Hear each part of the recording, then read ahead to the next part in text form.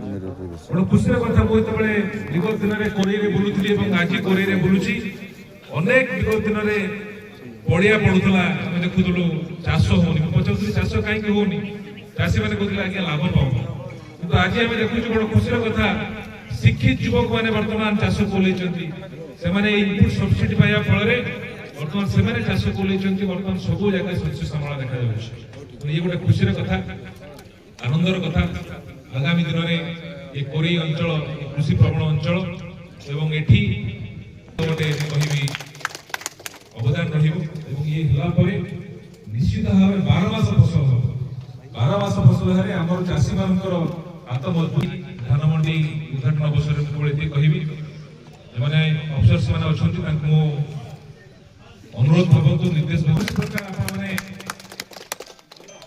चासी माने आसीबे धान बिक्री करिया पई सुविधा रे किबळे भाबरे से धान से बिक्री करिवे सेई बळे भाबरे आपण माने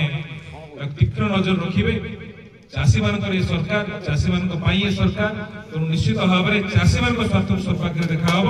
एवं आज मंडी उद्घाटन अवसर जय जगन्नाथ जय भाग्यराजा आज धान मंडी फंक्शन हो प्रिय विधायक जी प्रकाश नायक अन्य